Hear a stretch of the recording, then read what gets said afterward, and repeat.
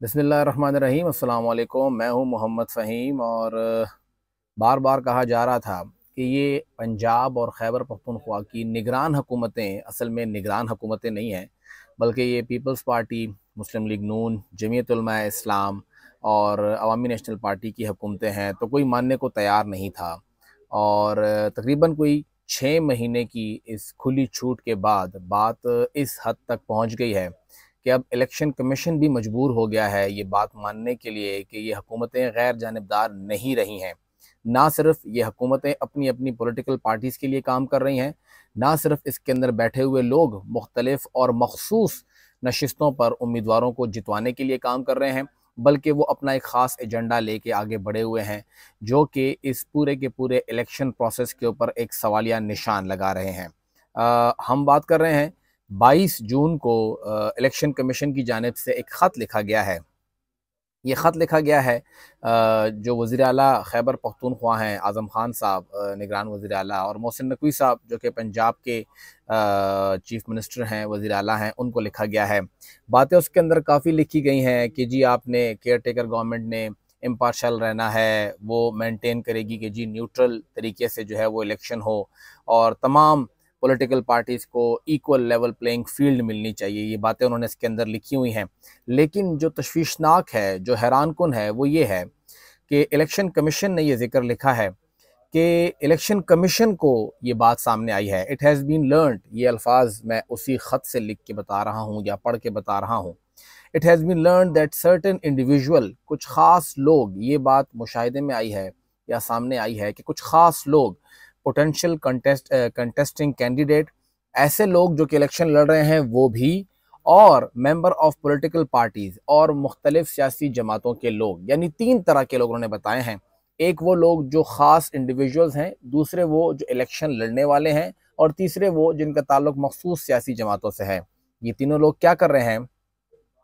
are interfering into the working of district, divisional administration and various department। ये ज़िली सतह पर जो काम हो रहा है, यानी डिप्टी कमिश्नर को, असिस्टेंट कमिश्नर को, वहाँ पे उसके कामों के अंदर दखल अंदाजी कर रहे हैं। डिविजनल लेवल पर, यानी जो कमिश्नर साहब बैठे होते हैं, डीआईजी लेवल का बंदा बैठा होता है, उसके साथ उनके काम में दखल कर रहे हैं। और मुख्तलिफ इंतज़ामी महकमों के अंदर, यानी हेल्थ के अंदर, एजुकेशन के अंदर, लोकल गवर्नमेंट के अंदर, जितने भी डिपार्टमेंट्स हैं उसके अंदर ये लोग अपना एक काम जारी रखे हुए हैं।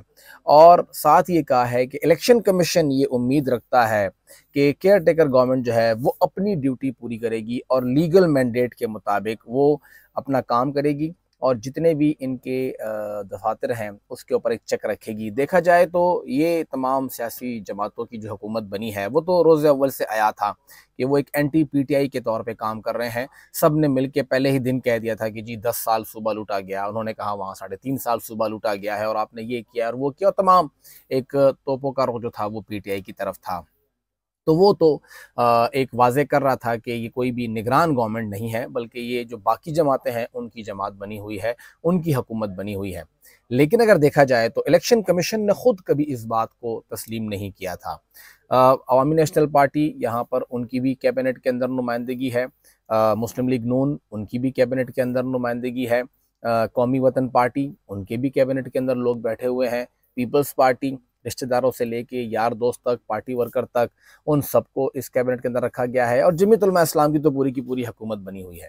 तो ये तमाम जमातें कैसे ये उम्मीद कर सकती हैं कि वो अगला बंदा आंखें बंद कर दे और वो ये कहे कि हाँ जी ये तो सारी की सारी जो बात हो रही है वो निगरान गवर्नमेंट की बात हो रही है, हम तो इम्पार्शल हैं।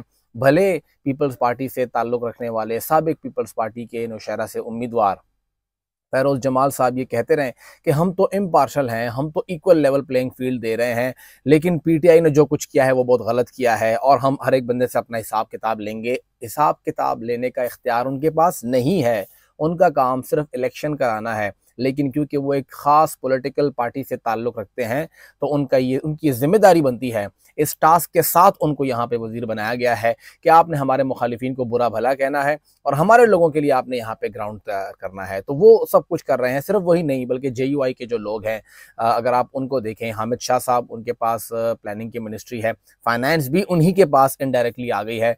पूरा का पूरा जो अकरम दुरानी साहब कहते हैं वो वही कर रहे होते हैं। अगर देखा जाए तो जो ANP के हैं शायद खटक साहब, वो पूरी की पूरी ANP के साथ जो उनकी तरफ से आती है वही सब कुछ कर रहे होते हैं। अदनान जलील साहब भी वही सब कुछ कर रहे हैं। जो स्वात के साबिक ज़िला नाज़िम थे, अमीर मकाम साहब जो कहते हैं उन्होंने वही करना होता है। तो ये तमाम जमातें जो इस वक्त बैठी हुई है, हाजी गफरान साहब कौमी वतन पार्टी के लिए जितना उनके बस में है वो कर रहे हैं।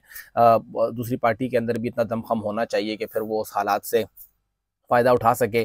तो ये तमाम जमातें यहाँ बैठ के, ना सिर्फ यहाँ बैठ के बल्कि फिर ये डिस्ट्रिक्ट्स के अंदर जाके, चारसद्दा के अंदर, सवाबी के अंदर, नौशहरा के अंदर, मर्दान के अंदर या फिर शांगला के अंदर, सवात के अंदर, इवन पेशावर के अंदर, ये इस अंदाज से इन अफसरान को, सरकारी मुलाजमीन को थ्रेट करते हैं, उनको दबाव में लाते हैं जैसे कि हुकूमत इन्हीं की है और हर बार कहते हैं कि अब हम लोग आ गए हैं, कोई और नहीं आने वाला, इसलिए आपको हमारी बात माननी पड़ेगी। ये धमकी आमेज तरीका, ये तरीक़ाकार जो लोगों को धमकाया जाता है, उनको दबाया जाता है और एक पूरा का पूरा नैरेटिव इकट्ठा किया गया है कि जी वो एंटी PTI के तौर पे काम कर रहे हैं। इलेक्शन कमीशन के ख़त के मुताबिक वो ठीक नहीं है, वो इल्लीगल है, वो लीगल मैंडेट में नहीं आता है। इलेक्शन कमीशन का ख़त ये कह रहा है, जो लिखा हुआ है कि ड्यूरिंग इट्स पीरियड जो निगरान गवर्नमेंट है वो ये करेगी कि वो इंश्योर करेगी equal treatment and providing level playing field to the all political parties and stakeholder. इसमें ये नहीं लिखा हुआ है कि PTI को छोड़ के बाकी सबको आपने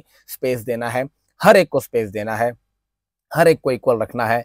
ये वो इलेक्शन कमीशन है जिसके ऊपर PTI एतराज़ करती है कि ये तो इस हुकूमत का बगल बच्चा है, इन्होंने बना के रखा हुआ है, जो इनके दिल में आता है वो ये कहता है। अंदाज़ा लगाएं, जब आपका अपना एक पार्टी मेंबर या अगर आप पे इल्ज़ाम लगता है कि आप तो हैं ही उनके, वो इलेक्शन कमीशन जो कि बहुत ज़्यादा लीनियंट है, बहुत लूज़ रखा हुआ है, जब भी आप उन्हें कहते हैं हमने पोस्टें ट्रांसफ़र करनी है, वो कहते हैं कर दें। आप कहते हैं हमें जी यहाँ पे भर्ती करनी है, ज़रूरी चाहिए, हमें कहते हैं वो भी कर दें, कोई बात नहीं है। आप कहते हैं हमें डेवलपमेंट फंड जारी करना है, कहते हैं ये भी कर दें, बजट करना है वो भी कर दें। कभी उन्होंने आपको इनकार नहीं किया। एक ऐसा इलेक्शन कमीशन भी उठ के ये कह रहा है कि आप लोग इक्वल लेवल प्लेइंग फील्ड नहीं दे रहे हैं, तो सोचिए कि हालात क्या होंगे। मजबूर हो गया वो एक ख़त लिखने पर कि खुदारा एक हद तक जाएं, जो एक आईनी मैंडेट है आप उस तक रहें, किसी हद तक तो रहें। अगर आप उसको तजावुज़ कर भी रहे हैं तो उस हद तक करें कि हम उसको बर्दाश्त कर सकें। हर एक गली में, हर एक जगह में बैठ के ये बात हो रही है कि निगरान गवर्नमेंट निगरान नहीं है और किसी की आंखों पर पट्टी नहीं बंधी।